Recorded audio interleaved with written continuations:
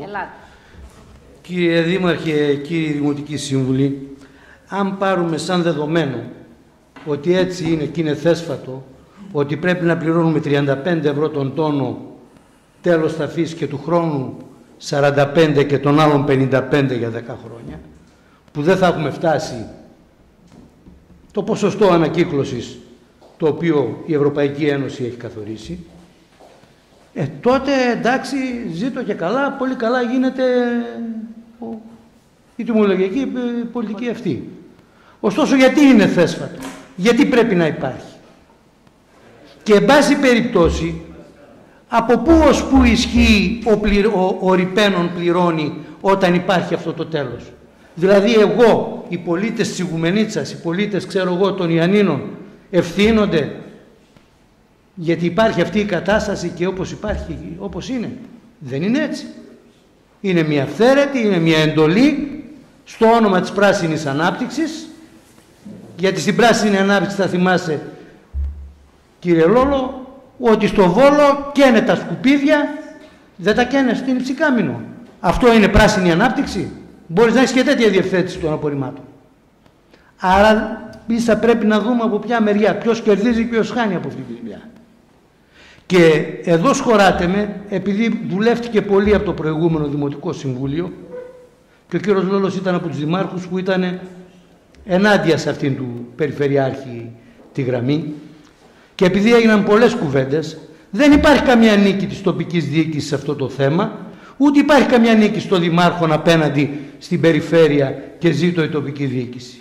Γιατί να σας θυμίσω, οι ΣΜΑ θα δούλευαν υπό δημόσιο έλεγχο, υπό δημοτικό έλεγχο. Σήμερα οι ΣΜΑ δουλεύουν από ιδιώτες, έχουν δοθεί σε δημοπρασία. Να σας θυμίσω ένα κάρο ιστορίες από δημάρχους, δημοπράτηση από το Φόσδα, η οποία ακυρώθηκε και η οποία ήταν και υπερβολική τιμολογιακή πολιτική. Να σας θυμίσω ότι μία εταιρεία ιδιωτική, η ΕΝΑΧ συγκεκριμένα, έχει την αποκομιδή στην Ιγουμενίτσα, έχει το ΣΜΑ, έχει τη μεταφορά των υπολειμμάτων, άρα υπάρχουν κάποιοι κερδισμένοι. Κερδισμένοι είναι και η ΓΕΚΤΕΡΝΑ.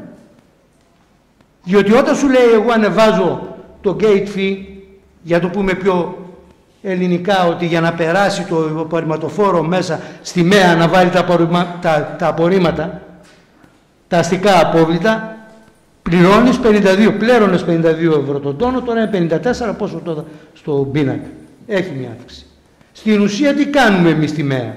Τους δίνουμε υλικό σε αυτό το εργοστάσιο για να κερδίσουν, γιατί έτσι είναι, κύριε Δήμαρχε, έτσι είναι και όσοι το έχετε δουλέψει, υπάρχουν και νέοι σύμβουλοι που δεν το ξέρουν, ότι στη ΜΕΑ αυτό το υλικό κάνει ανακύκλωση, βγάζει ηλεκτρικό ρεύμα, βγάζει το πουλάει, βγάζει λεφτά από αυτή τη δουλειά.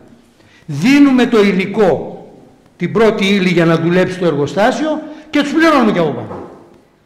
Άρα υπάρχει κι άλλος κερδισμένος από αυτή τη δουλειά. Και διαβάζω μέσα στην εισήγηση αυτή την προτινόμενη που καταψηφίζει ο κύριος Μπέζας και που ψηφίζεται οι άλλοι, ότι εκεί στη ΜΕΑ θα γίνει και η ανακύκλωση. Δηλαδή άλλο ένα δωράκι στον κύριο Περιστέρη. Και είπε ο Δήμαρχος πριν ότι ανέλαβε η κεντρική κυβέρνηση να κάνει την ανακύκλωση. Γιατί δεν μιλάμε για το χάρι του Κδάη? Μόνο ο Δήμος Ιγουμενίτσας έχει πρόβλημα με την ανακύκλωση. Δεν έχει όλη η Ελλάδα. Όλοι οι Δήμοι της Ελλάδας δεν έχουν πρόβλημα.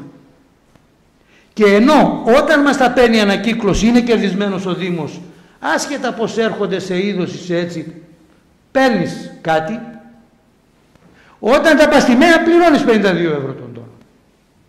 Και είπε ο κύριος Λόλος, άμα θέλεις αποκομιδή θα πληρώνεις.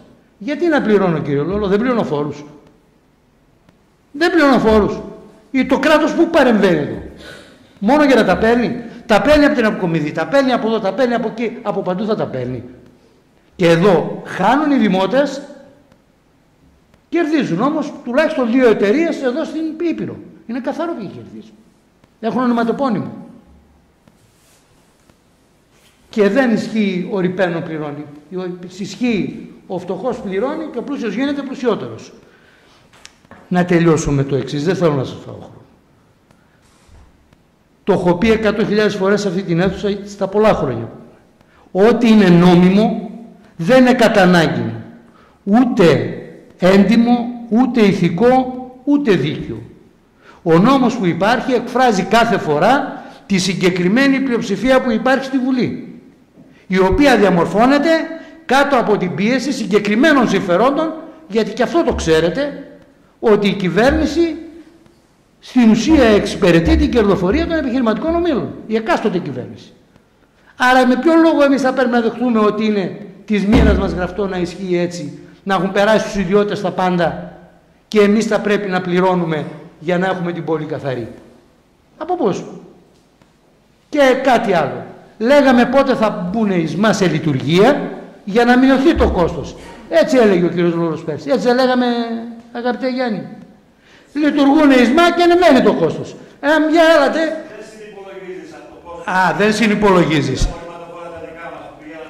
Ναι, κοιτάτε ποια είναι η διαφορά όμως. Σας παρακαλώ, κοιτάτε ποια είναι η διαφορά. Ότι το κόστος τότε πήγαινε στο Δήμο, τώρα το κόστος πάει στο ΦΟΣΔΑ. Αλλά ποιος πληρώνει και με τη μία και με την άλλη, ή δεν θα πάει αυτό στα δημοτικά τέλη? Και να ρωτήσω, διάβασα την εισήγηση. Αφού λοιπόν έφυγε από το Δήμο αυτό το κόστος, γιατί τα δημοτικά τέλη αυξάνονται? Γιατί γίνεται πρόκληση για αύξηση των δημοτικών τελών κατά 30%?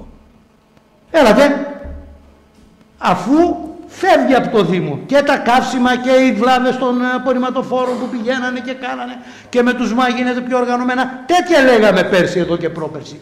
Έτσι δεν είναι, Δήμαρχε? Και εσείς ο Δημοτικός Σύμβουλος εδώ. Τέτοια λέγαμε. Γιατί ακριβένει? Κανονικά έπρεπε να φθηνένει. Κάποιοι κερδίζουν, κάποιοι χάνουν. Άρα πρέπει αυτοί που χάνουν να ακολουθήσουν άλλον δρόμο. Και δεν απευθύνομαι μόνο στο Δημοτικό Συμβούλιο. Το λόγο τώρα πλέον έχει ο ίδιος ο λαός. Γιατί μόνο ο λαός μπορεί να σώσει το λαό. Ευχαριστούμε, κύριε Δήμο. Ευχαριστούμε.